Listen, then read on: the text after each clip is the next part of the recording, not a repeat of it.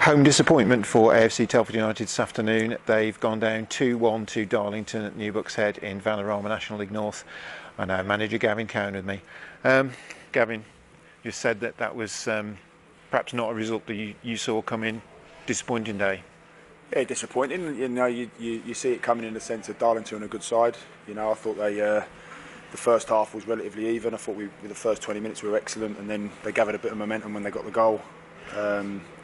The second half we were just not at the races. I thought they were excellent, Darlington. I thought they were completely outclassed us today, and difficult for me to obviously say.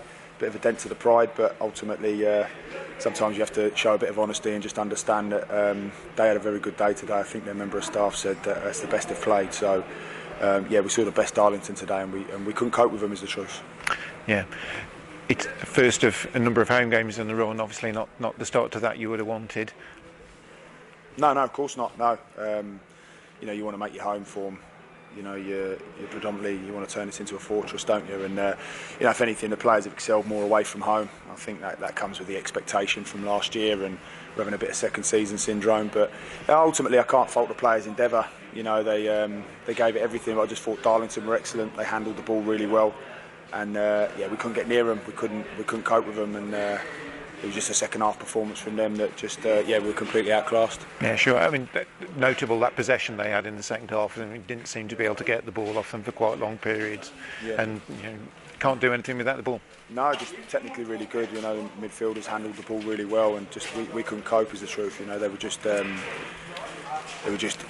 dealing with the ball whenever it came in, and we were trying to press, and they would, their little quick, clever play and their interchange was excellent, and we just struggled to deal with it. And on the day, you just have to accept that no matter what formation we'd have played today or anything, we were the second best team. They found a real 90 minutes of form, and you have to applaud that. Like I say, I don't want to keep reiterating it because it's a bit of kick in the teeth for me. Obviously, saying that my team are the second best, but sometimes you have to hold your hands up and just accept that you're outclassed.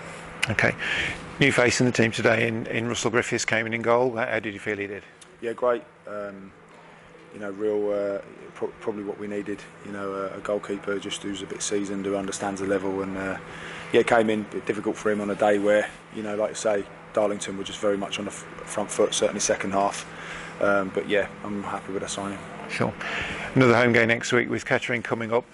Slightly different proposition, I would imagine, in that they're safe from relegation, I would think, but they're outside of the playoffs. So, and know what to expect from them. Well, it's a massive game. Yeah, of course I know what to expect as a Paul Cox team. So they'll be well drilled. They'll be very, very difficult to beat.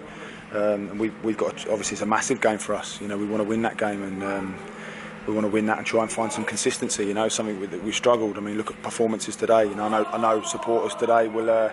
They were very disappointed. Ryan Barnett goes off the pitch, but ultimately, I can't keep him on the pitch because he's a local popular lad. He hasn't touched the ball for 20 minutes, and other players on the pitch as well need to be more consistent, and we need to find some consistency as a team and individuals. There's Barney's one I'll use, but ultimately, lots of players on the pitch. Barney was electric first half, but then second half we can't get the ball to him. He can't have an effect. The left back gets his number, and that's all over the pitch. So, I just felt in that moment that Marcus and Brendan would probably offer us something, and that's the consistency that you hope for, and we need that as a team going into the next 3 or 4 games, because they're big games. We need to make sure that we finish the season well and gather some momentum, because someone just said to me there, is it difficult for the players? Well, it's not difficult to come and play for a club like this. I mean, look at our surroundings.